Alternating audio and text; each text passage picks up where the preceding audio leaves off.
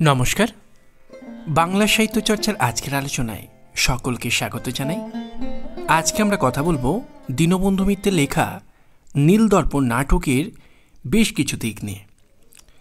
প্রথমেই মনে রাখতে হবে যে 1860-এর দিকে লেখা এই নাটক আমাদের বাংলায়, পশ্চিম বাংলায় যদি আমরা বলি, অভিনীত হচ্ছে কবে না 1872 সালে। কোন থিয়েটারে? না, বাংলার প্রথম সাধারণ রঙ্গমঞ্চ ন্যাশনাল থিয়েটার। শখের থিয়েটার ছেড়ে বাংলা রঙ্গমঞ্চ যখন নিজেকে সকল স্তরের দর্শকদের জন্য উন্মুক্ত করে দিল, বাগবাজারের একদল যুবক গিরিশচন্দ্র ঘোষ এবং তার সঙ্গী সাথীরাদের নিয়েই সেই পথ চলা শুরু। সেই পথ চলা যখন একটা জাতীয় স্তরের মর্যাদা পেল, ন্যাশনাল থিয়েটার নাম নিয়ে, অবশ্যই গিরিশচন্দ্র ঘোষ প্রথম দিকে এই থিয়েটারের সঙ্গে ছিলেন না। এই যে সাধারণ রঙ্গমঞ্চ, শুধু সাধারণ শব্দটা দিয়ে তাকে চিহ্নিত করা যায় না, জাতীয় রঙ্গমঞ্চ ন্যাশনাল থিয়েটার। তার পরিচয় সাধারণভাবে সেটি সাধারণ রঙ্গমঞ্চ, কিন্তু নামটা লক্ষ্য করতে হবে। এই সাধারণ রঙ্গমঞ্চের নাম ন্যাশনাল থিয়েটার। এই ন্যাশনাল নামের সঙ্গে কিন্তু জড়িয়ে রয়েছে একটা জাতির আশা আকাঙ্ক্ষার কথা। একটা মহাকাব্য যেমন একটা গোটা জাতির আশা আকাঙ্ক্ষাকে প্রতিফলিত করে, ন্যাশনাল শব্দটার মধ্যেও তো তাই। এবং তার সেদিন বোধহয় ন্যাশনাল থিয়েটার, সে বোধহয় তার পথ চলাটা শুরুই হতে পারতো না যদি না দীনবন্ধু মিত্র আগে থেকেই এই বলা যেতে পারে নীলদর্পণের মতো একটি নাটক না লিখতেন। নীলদর্পণ নাটক 1860-এর দিকে লেখা এবং এটি প্রথম অভিনীত হচ্ছে কিন্তু পূর্ববঙ্গে, ঢাকায়। সেখান থেকে নাটকটি প্রথম অভিনীত শুধু হচ্ছে না, সেখান থেকে নাটকটি প্রথম প্রকাশিত হচ্ছে। কিন্তু বাংলার বুকে, পশ্চিম বাংলায় সেটি প্রথম আমাদের কলকাতায় অভিনীত হচ্ছে 1872 সালে, প্রায় 12 বছর পরে। আসলে মনে রাখতে হবে, ইংরেজ শাসনাধীন ভারতবর্ষে দাঁড়িয়ে, বাংলার বুকে দাঁড়িয়ে নীলকর সাহেবদের অত্যাচারের যে নগ্ন রূপটাকে এই নাটকের মধ্যে তুলে ধরা হয়েছে। নাটক মানে আমরা জানি বাস্তব জীবন সমস্যার অনুকরণ হচ্ছে নাটক, বাস্তব ঘটনার অনুকরণ হচ্ছে নাটক। এবার ব্যাপারটা হচ্ছে যে কোনো সাহিত্যই বাস্তব জীবনের অনুকরণ, কিন্তু নাটকের মধ্যে একটা সমাজ যতখানি বলা যেতে পারে জোরালো রূপে প্রতিফলিত হয়, সেইটা বোধহয় সাহিত্যের আর কোনো সংরূপের মধ্যে ধরা পড়ে না। তার একটা বড় কারণ হচ্ছে নাটক বর্ণনাত্মক নয়, সংঘটনাত্মক। চরিত্ররা নিজেদের ঘটনাকে নিজেরা রচনা করে, নিজেদের সমস্যা নিজেরা বলে। সেই নাটক মঞ্চে অভিনয় করা যায়, দর্শকদের সামনে তাকে উপস্থাপন করা যায়। সেখানে যিনি রচয়িতা তিনি সরে যান, অভিনেতারা সেই নাটকটাকে উপস্থাপন করেন বিভিন্ন চরিত্রে অভিনয় করে। ফলে স্বাভাবিকভাবেই একটা ঘটনাকে নাটকের মধ্যে পরিবেশিত করে দর্শকদের কাছে তাকে অনেক বেশি আবেদন ঘন করবার যে জায়গাটা, সেটা নাটকের একটা বিশেষ সুবিধের জায়গা অন্যান্য সাহিত্যের সংরূপের থেকে, এটা আমাদেরকে মানতে হবে। ফলে দীনবন্ধু মিত্রের নাটকের নাম নীলদর্পণ। এই দর্পণ মানে কি? আয়না। নাটক মাত্রই দর্পণ স্বরূপ, সমাজের দর্পণ।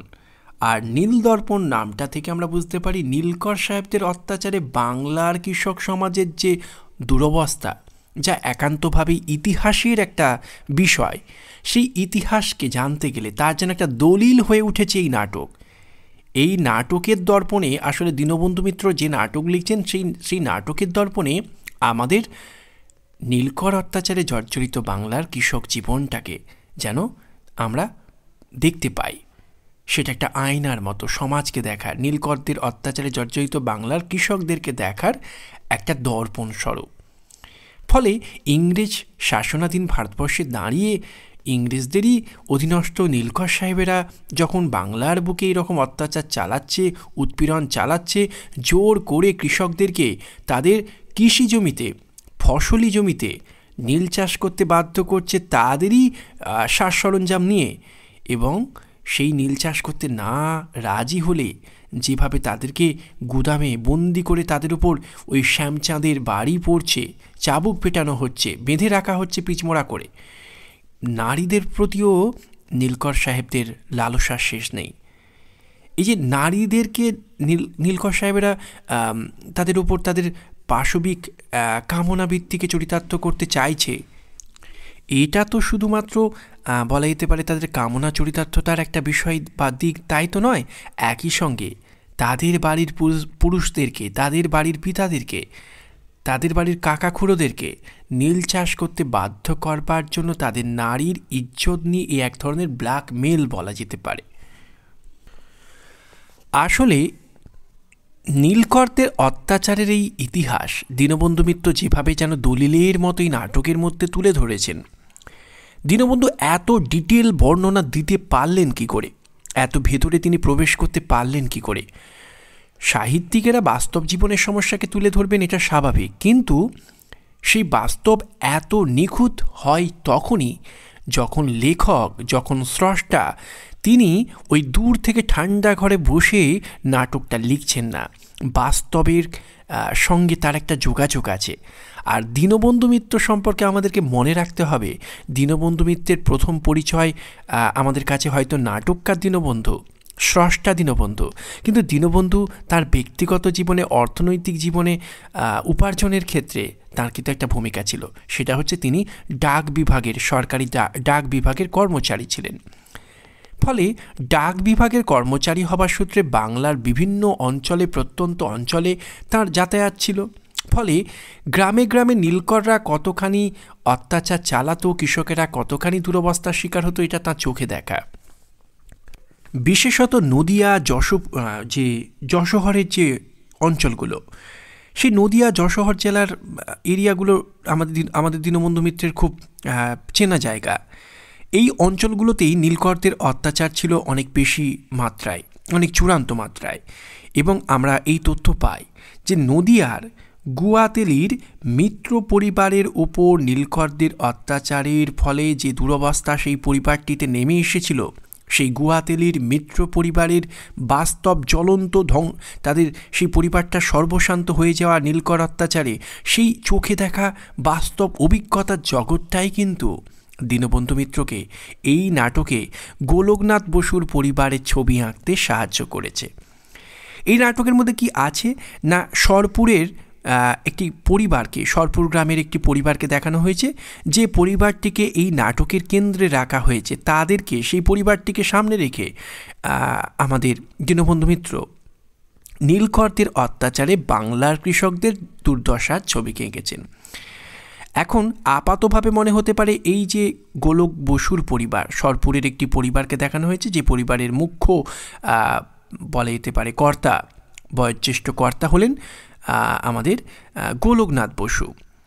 তাঁরা এমন একটা পরিবার, হ্যাঁ, তাদের উপার্জনেরও ভিত্তি হচ্ছে, সেই পরিবারের ছেলেরা কলকাতায় পড়াশোনা করছে, উপার্জনের তাদের অন্য ভিত্তি হতেই পারত। তারাও চাষবাস করেই জীবনযাত্রা নির্বাহ করে ঠিকই, কিন্তু চাষ না করলে খেতে পাবে না এমনটা তারা নয়। তাদের যা সঞ্চয় আছে তাতে তারা গ্রাম ছেড়ে শহরে গিয়ে হয়তো কোনো রকমের দিন কাটিয়ে নিতে পারত।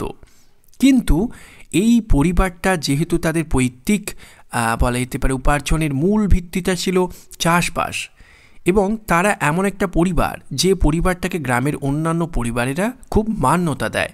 গ্রামের সাধারণ কৃষক পরিবারগুলো তাদের বেঁচে থাকা, তাদের জীবন জীবিকা অনেকখানি যেন এই পরিবারটার আশ্রয় বলা যায়। তাদেরকে, এই পরিবারটাকে তারা অনেকখানি ভরসা করে। আমাদের সমাজে তো এমন কিছু পরিবার থাকে, কিছু মানুষ থাকে যাদের উপর আমাদের সমাজের যারা অসহায় মানুষ, যারা বিপদে আপদে পড়লে ঠিক বুঝতে পারে না কি করা উচিত, তাদের কাছে কোনো পরিবার বা কোনো পরিবারের সদস্যরা অনেকখানি বলা যেতে পারে ওই দেবদূতের মতো। বিপদে আপদে তাদের কাছে ছুটে যাওয়া যায়, তারা একটা দিশা দেখায়। এই গোলক বসুর পরিবারটা একটা সেই রকম পরিবার। এখন গোলক বসু বৃদ্ধ হয়েছেন, কিন্তু তাঁর দুই সন্তানের কথা বলা হচ্ছে।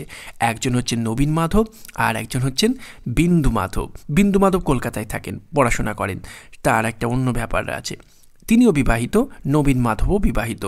নবীন মাধবের স্ত্রীর নাম শৈরিন্দ্রী, বিন্দু মাধবের স্ত্রীর নাম সরললতা, আর সাবিত্রী বলে একজনকে আমরা পাচ্ছি নারী রূপে। তিনি হচ্ছেন এই পরিবারের বলা যেতে পারে অন্যতম কর্ত্রী, বয়োজ্যেষ্ঠ। তিনি হচ্ছেন গোলক বসুর স্ত্রী, অর্থাৎ নবীন আর বিন্দুর মা। এখন এই পরিবারটার সঙ্গে আরেকটি পরিবারকে এখানে গুরুত্ব দেওয়া হয়েছে। সেই পরিবারটি হচ্ছে সাধুচরণ এবং রায়চরণের পরিবার। এবং এই সাধুচরণের পরিবারটা হচ্ছে একান্তভাবে কৃষি নির্ভর একটি পরিবার। তারা গ্রাম্য সমাজের কৃষক শ্রেণীর প্রতিনিধি রূপে দেখানো হচ্ছে। অবশ্যই আমাদেরকে মাথায় রাখতে হবে গোলকনাথ বসুর পরিবারও তাই।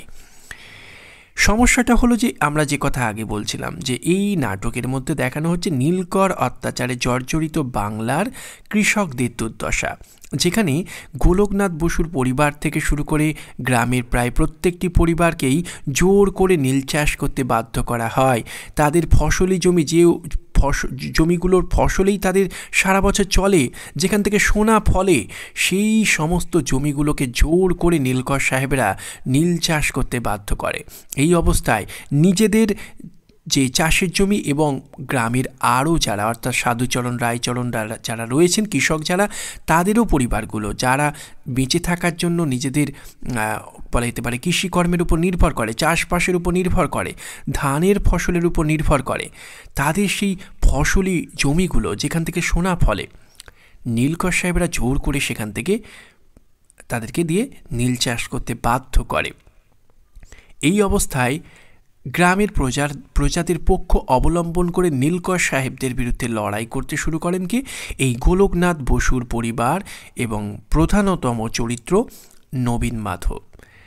এই নবীন মাধবকে তার জন্য অনেকটা দাম দিতে হয়। প্রথমে তাকে তার বাবাকে হারাতে হয়। নবীন মাধবকে কেউ জব্দ করতে পারছে না, তাই মিথ্যে মামলায় দায়ী করে ফাঁসিয়ে আমাদের নবীন মাধবের যে বাবা গোলকনাথ বসু তাকে কারাগারে বন্দি করা হয়। এবং শেষ পর্যন্ত যে মানুষটার একটা সমাজে সম্মান ছিল, বাড়ি ছেড়ে যে মানুষটা কখনো থাকেনি, দিনের পর দিন কারাগারে বন্দি রাখা, তার বিচারের নামে প্রহসন চলা, এই সব কিছু সহ্য করতে না পেরে গলায় দড়ি দিয়ে তিনি কারাগারের মধ্যে আত্মহত্যা করছেন। নবীন মাধবের প্রথম ডাল ছাঁটা গেল এইভাবে। শেষ পর্যন্ত নবীন মাধবও ইংরেজদের বিরুদ্ধে, নীলকর সাহেবদের বিরুদ্ধে লড়াই করতে গিয়ে শেষ পর্যন্ত তাঁকেও প্রাণ হারাতে হয়। শুধু এখানেই শেষ নয়, আমরা দেখতে পাবো এই নীলকর সাহেবরা চাষিদেরকে জব্দ করতে, শুধু তাই নয়, নিজেদের কামনা চরিতার্থতার জন্য তাদের লক্ষ্য থাকে এই কৃষক পরিবারগুলোর মেয়েদের ওপর। অর্থাৎ নীলকররা যে শুধুমাত্র অর্থনৈতিক দিক থেকে বাংলার কৃষকদেরকে সর্বশান্ত করে দিচ্ছে তাই নয়, তাদের অর্থনৈতিকভাবে তাদেরকে বিপর্যস্ত করা, তাদের ভাতে মারার সঙ্গে সঙ্গে তাদেরকে দিয়ে তাদের জাত মারার চেষ্টা করছে, তাদের সম্মানে হানি ঘটাচ্ছে, তাদের মেয়েদের ইজ্জত নিয়ে চিনিমিনি খেলছে।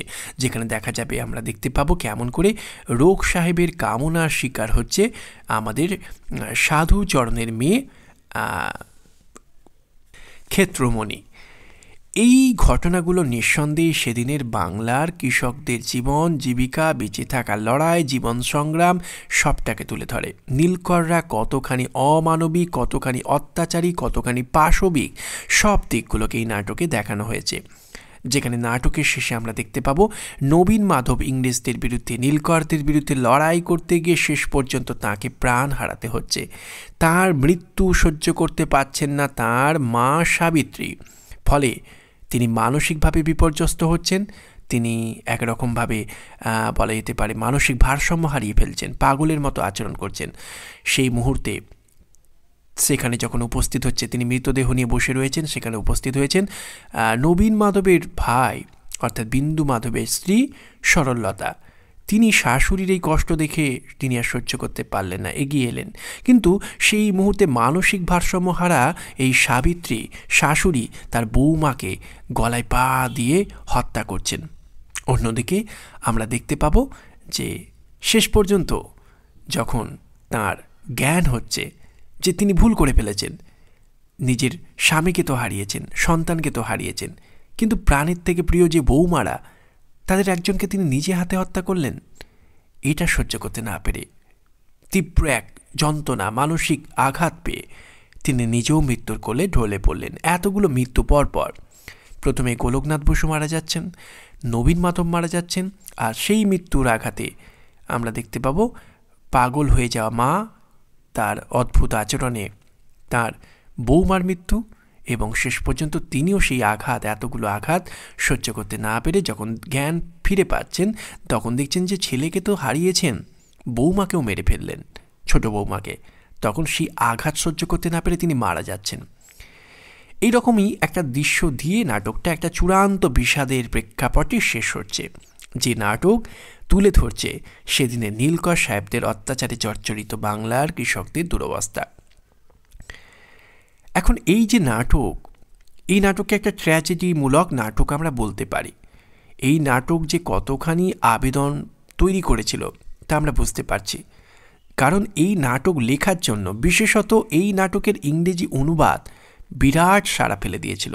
কারণ বাংলা নাটকের হিসেবে তার যে সীমাবদ্ধতা ছিল, ইংরেজি নাটক হবার দরুন সেটা ইংরেজ সরকারকে, নীলকর সাহেবদেরকে আরও বেশি ভীত সন্ত্রস্ত করেছিল, যেখানে দাঁড়িয়ে ইংরেজদের বিরাগ ভাজন হয়েছিলেন আমাদের দীনবন্ধু মিত্র। এমনকি এই নাটকের ইংরেজি অনুবাদ প্রকাশে সাহায্য করবার জন্য লং সাহেবের কারাদণ্ড জরিমানার কথাও আমরা জানি। যদিও এই নাটক ইংরেজিতে কে অনুবাদ করেছেন এই নিয়ে বিতর্ক আছে, কিন্তু মনে করা হয় এই নাটক সেদিনের প্রেক্ষাপটে দাঁড়িয়ে মধুসূদন ছাড়া আর কেউ এই নাটকের ইংরেজি অনুবাদ করেননি। কারণ সেদিন আমরা দেখেছি যে ইংরেজি কোনো নাটকের অনুবাদের প্রয়োজনীয়তা হলে প্রথমেই যার ডাক পড়ে সে কিন্তু মধুসূদন দত্ত। কারণ সে যুগে নাটকটা বোঝা এবং ইংরেজিতে তাকে অনুবাদ করবার ক্ষেত্রে সেই জ্ঞানের ক্ষেত্রে মধুসূদনের বিকল্প কেউ ছিল না। আমরা তো মনে আছে আমাদের যে বেলগাছিয়া রঙ্গমঞ্চে যখন রত্নাবলী নাটকের অভিনয় হচ্ছে এবং প্রভু তো সারা জাগাচ্ছে, তখন সেই নাটক ইংরেজদেরকে দেখানোর জন্য কিন্তু তার একটা ইংরেজি নাটকের অনুবাদের প্রয়োজন ছিল, এবং তার জন্যই কিন্তু ওই বন্ধু গৌরদাস পোশাকের সূত্র ধরে বা অন্যান্যদের সূত্র ধরে মধুসূদনের ডাক পড়েছিল বেলগাছিয়া রঙ্গমঞ্চে। সেই সূত্রেই মধুসূদন দেখেছিলেন বাংলা নাটকের দশা, এবং যিনি নাটক বাংলায় লিখতে কখনো চাননি, বাংলায় সাহিত্য চর্চা করতে চাননি, শেষ পর্যন্ত বাংলায় নাটক লিখে, শর্মিষ্ঠা নাটক লিখে বাংলায় নাটকের যথার্থ মৌলিক নাটকে, যা নিছক সংস্কৃত নাটকের অনুবাদ নয়, তার পথ চলা শুরু হলো। ফলে এটাও আমাদেরকে স্বীকার করতে হবে যে মধুসূদন দত্তের হাত ধরেই কিন্তু এই নাটক ইংরেজিতে অনুবাদ করা হয়েছিল। কারণ মধুসূদনের মধ্যেও একটা জাতীয় চিন্তা চেতনা ছিল। ন্যাশনাল থিয়েটার, যা পরবর্তীকালে আমরা বলতে পারি মধুসূদনের একটা স্বপ্নের থিয়েটারও বটে। কারণ বেলগাছিয়া রঙ্গমঞ্চে নাটক লিখতে গিয়ে বারবার যখন তাকে কর্তৃপক্ষের নিয়ম অনুসারে তাদের মতো করে নাটকটাকে কাটছাঁট করতে হচ্ছে, নাম পরিবর্তন করতে হচ্ছে, তখন তাকে কিন্তু ভাবতে হয়েছিল এমন একটা থিয়েটার হোক যেখানে নাটকের জন্য মঞ্চ নিজেকে প্রসারিত করে, মঞ্চের প্রয়োজনে নাটকের স্বাধীনতা যেন খর্বিত না হয়। এইরকম একটা জাতীয় রঙ্গমঞ্চ মধুসূদনের প্রত্যাশায় ছিল। ন্যাশনাল থিয়েটার অনেকটাই সেই রকম একটা থিয়েটার আমরা বলতে পারি। পরবর্তীকালে হয়তো সে পেশাদার থিয়েটারে পরিণত হয়েছে, অনেকটাই ব্যবসায়িক চরিত্র লাভ করেছে। কিন্তু যাই হোক, এই যে জাতীয় রঙ্গমঞ্চ, একজন নাটককারের স্বাধীনতা থাকবে, বিষয়বস্তুর ক্ষেত্রে কর্তৃপক্ষ যেন রক্তচক্ষুর শিকার যেন নাটককারকে যেন না হতে হয়। কারণ বুড়ো শালিকের ঘাড়েরও নাটক লিখে মধুসূদনকেও কিন্তু সেই নাটকের অভিনয় কিন্তু তিনি ঘটাতে পারেননি বেলগাছিয়া রঙ্গমঞ্চে। নাম দিয়েছিলেন ভাঙা শিব মন্দির, তাতেও কিন্তু হিন্দু রাজারা চটে গিয়েছিলেন। ফলে এই যে নাটকের বিষয়ের ব্যাপারে একটা সেন্সার ব্যবস্থাকে চালু করা, লাগু করা, কাটছাট করা, এই তো শুধু ইংরেজরা করেননি, তার আগে আমাদের হিন্দু রাজারাই করে গিয়েছিলেন। ফলে সেই দিক থেকে এই নাটকের ইংরেজি অনুবাদ করা দীনবন্ধুর নাটকের মধুসূদনের পক্ষে হতেই পারে সম্ভব। যাই হোক, সেটা আলাদা একটা বিষয়। তাহলে আমরা যদি ফিরে আসি আবারও আলোচনায়, যে এই নাটক কিন্তু সেদিন একটা বিরাট সাড়া জাগাচ্ছে। জাতীয় রঙ্গমঞ্চের প্রতিষ্ঠা সূচনা হচ্ছে এই নাটকের অভিনয় দিয়ে। এবং পাশাপাশি মনে রাখতে হবে এই নাটক লেখার জন্য দীনবন্ধু মিত্রকেও কম পরোক্ষভাবে হলেও অনেকটা বঞ্চনার শিকার হতে হয়। চাকরির ক্ষেত্রে তাকে বারবার বদলি ঘটানো হয়, অসুস্থতার সময় তাকে তার ছুটি মঞ্জুর করা হয়নি। এগুলো থেকে আমরা বুঝতে পারি কতখানি তাকে মানসিক নির্যাতন সহ্য করতে হয়েছিল শুধুমাত্র নীলদর্পণ নাটক লেখার জন্য। এই ঐতিহাসিক তথ্যগুলোও প্রমাণ করে এই নাটক কতখানি জোরালো আবেদন তৈরি করতে পেরেছিল। যাই হোক, এখন এই নাটক নিয়ে বহু সমালোচনা আছে। নীলদর্পণ নাটক কতখানি ট্র্যাজেডিমূলক নাটক, এই নিয়ে একটা খুব বিতর্ক হয় যে নীলদর্পণ নাটককে কি ট্র্যাজেডিমূলক নাটক বলা যায়। অনেকে মনে করেন যে এই নাটকের শেষে মুহুর্মুহু মৃত্যু দেখানো হয়েছে, এই মৃত্যু কখনো ট্র্যাজেডি নাটকের পক্ষে অনুকূল নয়, অন্তত ভালো ট্র্যাজেডির পক্ষে অনুকূল নয়। এই নাটক একটা প্যাথেটিক আবেদন তৈরি করে, কিন্তু এই নাটক কখনোই সার্থক ট্র্যাজেডি হতে পারেনি। আসলে ট্র্যাজেডি মানে বিয়োগ বা বিষাদ। এখন বিষাদ তৈরি করতে গিয়ে অনেক সময় বিয়োগ, একের পর এক মৃত্যু দিয়েও একটা করুণ রস তৈরি করা যায়। ট্র্যাজেডির মূল বিষয়টা তো করুণ রস তৈরি করা। অনেক সময় অনেক নাটককাররা যাদের সৃষ্টি নৈপুণ্য ততখানি প্রখর নয়, তারা হয়তো অনেক সময় একটা করুণ রস তৈরি করেই নাটকটাকে ট্র্যাজেডি বলেই চালিয়ে দিতে চান। দীনবন্ধু মিত্র কি তাই করলেন? এই প্রসঙ্গে আমাদের কয়েকটি বিষয় বলার আছে। সেটা হচ্ছে যে ট্র্যাজেডির সম্বন্ধে আমাদের যে ধারণাটা, যে একটি নাটক, যে নাটকের মধ্যে বিয়োগ ব্যথা বা বিষাদকে দেখানো হয়, যে নাটকের মূল আবেদন আমাদের মনে পিটি এবং ফিয়ার বা ভয় এবং করুণ রস তৈরি করে, তাকেই আমরা ট্র্যাজেডি বলতে পারি। অর্থাৎ গুরুগম্ভীর যে নাটকের শেষে বিয়োগ ব্যথা বা বিষাদ থাকে এবং যার আবেদন আমাদের মনে করুণ রস তৈরি করা, সেই নাটকই আমরা বলতে পারি ট্র্যাজেডিমূলক নাটক। এখন এই জায়গায় থেকে দাঁড়িয়ে আমরা বলতে পারি যে এটা একটা যে কোনো, এই যে ট্র্যাজেডি, এটা একটা রসগত দিক, একটা নাটকের রসগত আবেদনের নিরিখেই তো তাকে ট্র্যাজেডি বা কমেডি বলা যায়। মিলনান্তক হলে কমেডি, বিষাদান্তক হলে বা বিচ্ছেদমূলক হলে সেটাকে আমরা বলতে পারি ট্র্যাজেডি। এখন বিয়োগ হোক বা বিষাদ হোক, যেভাবেই হোক একটা করুণ রস তৈরি হবে। কিন্তু মনে রাখতে হবে, ট্র্যাজেডি বা কমেডি শব্দ দুটো তো শুধুমাত্র রসগত একটা দিক নয়, এর মধ্য দিয়ে একটা সাহিত্যের সংরূপের দিকটাকেও চিহ্নিত করা হয়। অ্যারিস্টটল যখন তার পোয়েটিক্সের ট্র্যাজেডি নিয়ে কথা বলছেন, তিনি তো শুধু রস শব্দগুলো ব্যবহার করেই তার কথা শেষ করছেন না, তিনি সেই নাটক কেমন করে লেখা হবে সেটা নিয়েও কথা বলছেন। ফলে সাহিত্যে যে কোনো সংরূপের মতোই ট্র্যাজেডি বা কমেডিও আসলে শুধু রসগত পরিচয় হয়েই সেটা সীমাবদ্ধ থাকেনি। একটা করুণ রসের নাটক যাকে আমরা ট্র্যাজেডি বলছি, সেই নাটক, আর একটা বলা যেতে পারে মিলনান্তক একটা নাটক যাকে কমেডি বলছি, কেমনভাবে লেখা হবে তারও কিছু স্ট্রাকচার থাকে। কিন্তু মনে রাখতে হবে, স্ট্রাকচারটা কখনোই কোনো বাঁধা ধরা নিয়ম হতে পারে না। একটা স্ট্রাকচার বা একটা নাটকের গঠন, সে হচ্ছে একটা ব্যাকরণ। কিন্তু সাহিত্যর কাজ তো শুধু ব্যাকরণকে অনুসরণ করা নয়, সাহিত্যের কাজ হচ্ছে জীবনটাকে ফুটিয়ে তোলা। হ্যাঁ, ব্যাকরণ তাকে মানতে হবে, ব্যাকরণ না মানলে সাহিত্যের সেই সংরূপ হয়ে ওঠার পরিচয়টা নষ্ট হয়। একটা সাহিত্যিক সংরূপ, সেটা ছোট গল্প হোক, উপন্যাস হোক, নাটক হোক, সে যে আলাদা অন্যদের থেকে, যে সে আলাদা, সেই আলাদা হয়ে ওঠা তো নিছক তার বিষয়ের জন্য নয়, বক্তব্যের জন্য নয়, তার একটা ফর্ম আছে, একটা আঙ্গিক আছে, একটা নির্মাণ শৈলী আছে। সেই নির্মাণ শৈলীটাকে একজন লেখককে মানতে হবে। কিন্তু তার মানে এটাও নয় যে সেখানে কোনো নিয়ম থাকলেই নিয়ম ভাঙা যাবে না। নিয়মের মাঝেও কিন্তু নিয়ম ভাঙার কিছু ফাঁক ফোকর থাকে। সেই ফাঁক ফোকরটাকে একজন লেখককে বলা যেতে পারে অনুসন্ধান করে নিতে হয়, খুঁজে নিতে হয়, যে কেমন করে একটা সংরূপের মূল প্রিন্সিপালটাকে, মূল প্রাণধর্মটাকে রক্ষা করেও আমি স্বাধীনভাবে আমার মতো করে নাটকটা লিখতে পারি। এখন এই নাটকটাকে সম্পর্কে ট্র্যাজেডি নাটক বলা যায় কিনা প্রশ্ন তুলতে গেলে যে বিষয়টা আমরা আগেই বললাম, যে এতগুলো মৃত্যু থাকলেই কি এই নাটকটাকে আমরা ট্র্যাজেডি বলতে, মানে ট্র্যাজেডির ক্ষেত্রে এই নাটকটাকে খুব উচ্চ দলের ট্র্যাজেডি বলবো না। এখানেই কিন্তু আমাদের ভুলটা হয়। আমরা আগেই বলেছি যে একটা নাটকের বিষয়বস্তুই ঠিক করে দেয় সেই নাটকটার পরিণতি কী হবে, সেই নাটকের চরিত্রগুলোর পরিণতি কী হবে। এটা যদি আমরা মাথায় রাখি তাহলে বুঝতে হবে এই নাটকে এতগুলো মৃত্যু থাকলেও এই নাটক কিন্তু খুব উঁচু দরের ট্র্যাজেডি। এই নাটক নিছক মৃত্যু দিয়ে কার্যসিদ্ধি করেনি।